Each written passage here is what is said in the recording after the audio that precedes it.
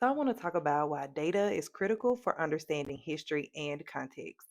For those of you who do not know, when Dr. Martin Luther King Jr. was assassinated, he was widely unpopular. How unpopular?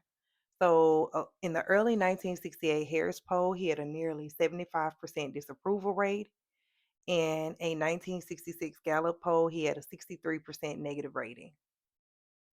Today, history often tells us that everyone loves him, but both of those things can't be true if you understand data and context. Basically, somebody lying. What changed wasn't the data because this is still public. But what did change was the time, perspective, and then who gets to summarize this story going forward. During his life, Dr. King was viewed as extremely disruptive.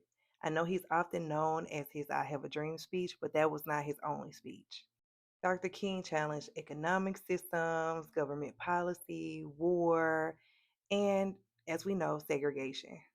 But after his death, his legacy was condensed into something that was easier to celebrate or more palatable to the population. When historical context is removed, it is hardly ever an accident. Those clean stories are easier to celebrate, they're easier to sell, they're easier to defend to the masses. And the same thing happens with data in organizations. That data typically can get simplified or rewritten sometimes because people want things that are easier to digest. I know I often say this a lot that data does not care about feelings, it doesn't care. But what we do have to care about is understanding. If something feels off, be curious, ask questions, check reputable sources, check the data, remove your feelings, and get into a fact based thought process.